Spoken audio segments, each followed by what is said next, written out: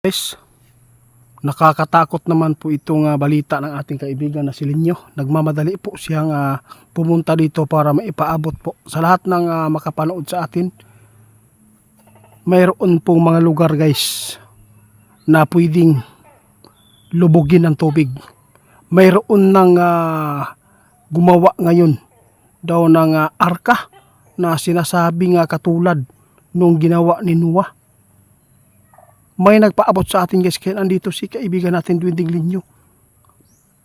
Alam po inyo guys, nakita ng ating kaibigan. Totoo niya kaibigan?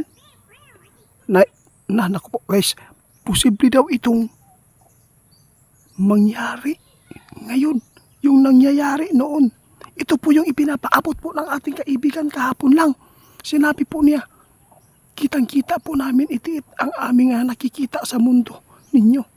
Pero huwag kayong mag-alala, hindi naman po talaga totally na lahat po ng mga lugar ay matatamaan po ng paglunot dili daw. Naaray lugar guys. Alam po ba kung saan? Ito po yung babakinggan po ninyo na lugar guys. Kaibigan.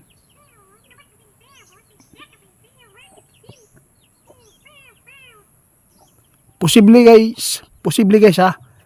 Ang mahitabo yung kung saan ito mangyari, kung saan ito maganap, doon daw sa ibang lugar nakita ng ating kaibigan. Hindi natin alam ang China, pero apektado pa rin ang Luzon dito guys, kung sakali man tumaas ang tubig dyan. Kaibigan, totoo talaga itong nakita nyo? Posible itong mangyari guys ha. Kung totoo man po ito na may gumawa ng arka, ibig sabihin nito, sign na ito guys, na mayroon talagang paparating na malaking tubig po na mangyayari dito sa mundo. Kaya sa lahat ng makapanood sa atin taga ibang bansa, kung malapit kayo sa dagat dyan, kung nakaranas po ba kayo ng paglaki ng tubig dyan, kailangan po ninyo na mas maganda gumawa na lang ng magagamit din po ninyo na lumulutang sa dagat. Yun lang po ang aming gusto nga maipaabot sa inyo ngayon. Natakot si kaibigan kasi parang tumumpak po yata yung mga ipinapaabot po nila sa atin. Alam po ba nyo guys, sabi ng ating kaibigan kung bakit siya pumunta agad dito? Number 1 po ang kanyang nakikita ngayon. Na yung tubig, may panahon guys na may mga lugar talaga na lalamunin ng tubig na malaki. Kaya dapat mag-ingat po tayong lahat ha.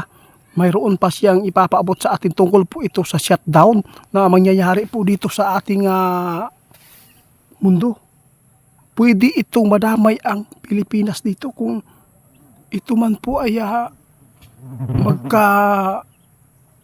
sinabot aning mga dagko ng mga tao diri sa ato ang bawat nasod kaibigan. Posible ito mangyari talaga guys. Kaya dapat natin pong malaman ang mga dapat po natin gawin. Tama ang ating kaibigan guys. Ipinapahanda niya tayo lagi kahit wala pang nangyayari. Kung meron man kayong mga lupa dyan, kailangan talaga taniman natin ng mga saging, mga kamuting kahoy, kahit anong mga pagkain. Yung sinasabi po ng ating kaibigan guys na tinuro po niya doon sa bundok, magagamit na yan.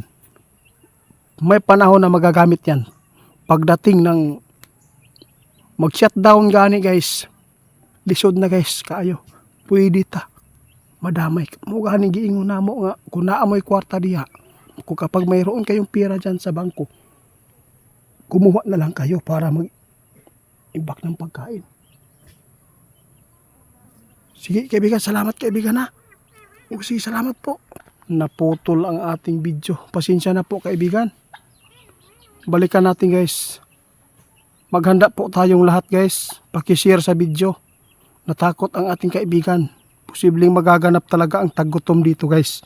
Dahil po kapag magkakaroon po talaga ng mga panlilin lang dito sa mundong ito, para ang mga tao ay mapilitan na umanib sa kanila, posible na maghanap ito at dapat po nating malabanan.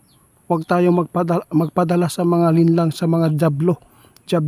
At saka yung sinasabi ng ating kaibigan na magtanim tayo ng mga pagkain. Kailangan natin magtanim at least po, no, na makasurvive tayo sa 5 buwan o ilang buwan. At least mabago ulit ang panahon. Tandaan po nyo guys, mayroon pa rin lingkod, makaupo dito sa atin na maganda ang mga pamumuno. Abangan na lang po ninyo guys. Huwag tayong mawalan ng pag-asa. Si kaibigan guys, umalis na. Si kaibigan natin Duinding Linyo. Natakot lang siya po sa kanyang nakikita doon sa kabilang kaharian tungkol po sa Pilipinas at saka doon sa lahat po ng lugar dito guys. Sa sulok ng mundo guys. Grabe nakita niya ang mga pangyayari na hindi na po talaga tugma. Na ito ay ipagawa ng Diyos sa atin. Hindi na. Demonyo na po talaga ang nagmamanage daw ngayon. Kaya kailangan po natin, labanan natin hanggat makasurvive tayo ng 5 months at pagkaroon tayo ng pananim na mga tulad ng kamuting kahoy. Kasi pag mag-shutdown dito, sigurado guys, unahon yun ang mga kuhaan kayong kuhaan ng kwarta, kung asa man ta, pwede mo kuha. Tulad po sa mga tindahan na mga malalaking tulad ng mall. Kung i-declare ito guys na kung hindi ka magpapalagay ng microchip, hindi ka makakabili. Kaya mag-ingat tayo ngayon.